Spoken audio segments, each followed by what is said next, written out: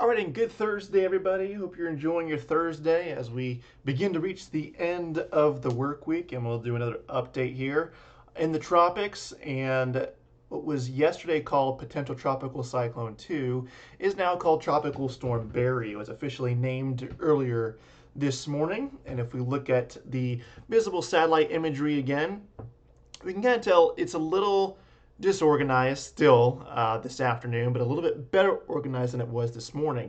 This morning, you can kind of tell the surface circulation was a little bit elongated like so. And as we look at the last few frames this afternoon, the surface circulation may be a little bit closer and a little bit more circular, closer to some of that convection.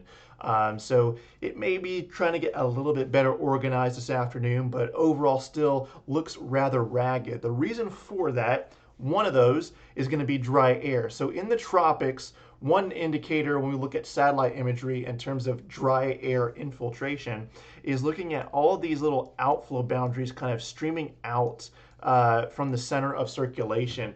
And when you see these outflow boundaries quickly moving off away from the center, that's a good indication that dry air has come into the storm system and is affecting it.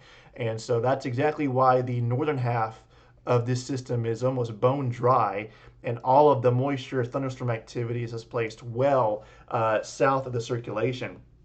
And the Hurricane Hunter aircraft that was in this morning also found that the tropical storm force winds were displaced at least 70 miles or so from the main circulation center. So again, very ragged in organization right now. We'll see what happens as we go into the overnight. If the center of circulation is actually indeed getting closer to being underneath some of this convection, it is possible we could see a big burst of that and maybe some strengthening overnight and going into tomorrow. But either way, right now, doesn't look like it's going to be a fairly rapid intensification process with this system.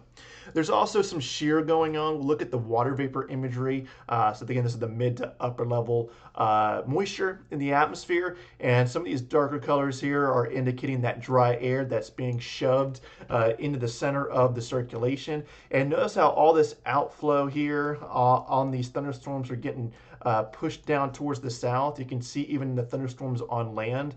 Notice how the tops are getting blown down towards the south. So there's a little bit of some northerly shear, not a whole lot, but there's enough that it's actually bringing in the dry air for one, and also pushing some of that thunderstorm activity from completely piling up on top of that surface circulation. So there's a little bit of shear and definitely some dry air that are both working to keep this system, what we call at bay, essentially, and prevents it from rapidly intensifying over some very warm waters over the northern Gulf of Mexico.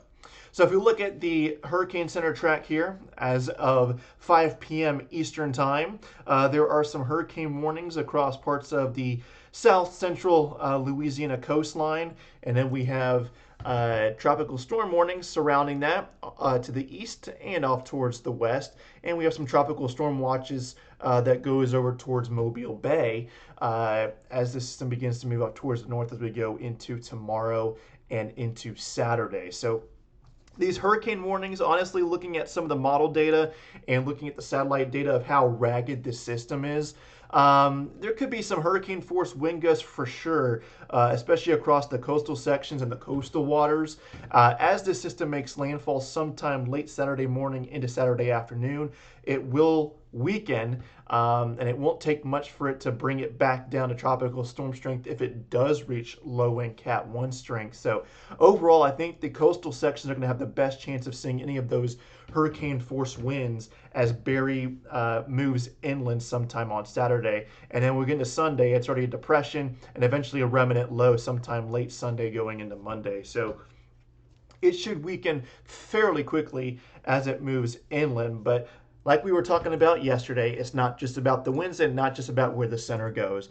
We're looking at the updated rainfall totals from NOAA, and we're looking at isolated amounts near the 20-inch mark. We were talking about that being a possibility last night, with widespread rain amounts easily in the 6 to 10-inch mark here across Mississippi, going into Arkansas, especially across eastern Louisiana.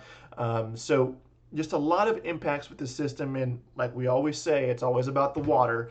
And so rainfall will be a big problem for many areas as we go into this weekend. With all that rainfall, there's going to be a flash flood risk that goes on top of that. So we see, the rare high risks that come alongside of this. Usually with tropical systems, you can kind of guarantee yourself, depending upon the speed of the storm, you're going to see some of these rare high risk of flash flooding. So when we see these, definitely you got to pay attention to this.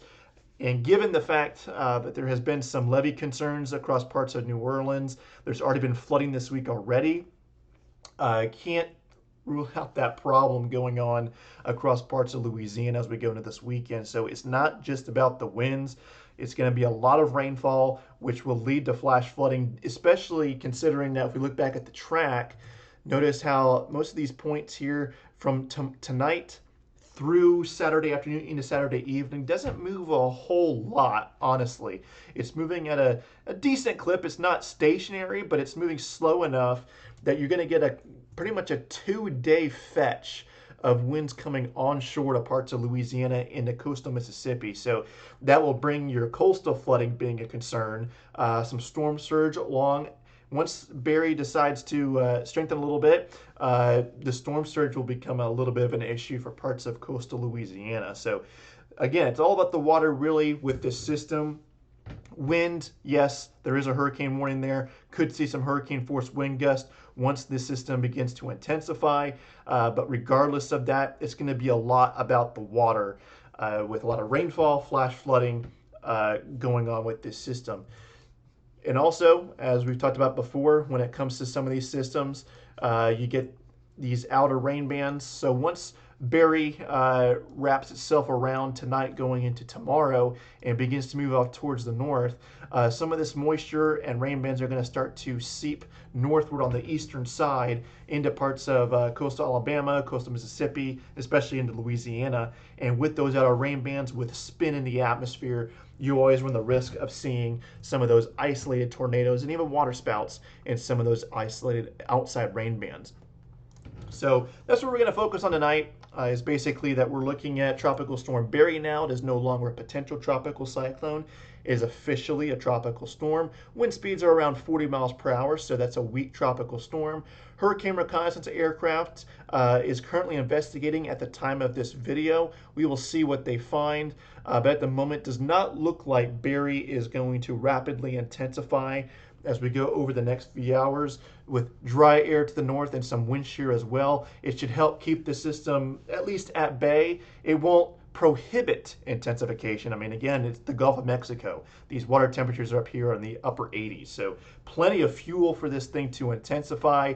So I do think some intensification is likely with Barry. The question is, will it get to hurricane strength? But as we were talking about, doesn't matter about the winds, doesn't matter exactly where this surface circulation is going to come on shore. You've got all of this moisture that's going to start to move northward as we go in late Friday going into Saturday, especially Saturday and Sunday. So it's going to be a nasty, wet weekend across this part of the Gulf Coast, and even extending a little bit further east into parts of Alabama, especially Mississippi, as we go Saturday and Sunday, once Barry makes that turn back towards the northeast sometime late Sunday. Once that happens, you start to spread some of that moisture a little bit further to the east. So still a lot of areas to watch when it comes to that rainfall. High rainfall totals, gonna be a problem. Barry will not be stationary, but will be moving slow enough to produce very high rainfall amounts, which will then translate into a flash flood risk. And given some of the levee issues along the coastline, certainly looks to be a likelihood that we will have flash flooding concerns. So be smart.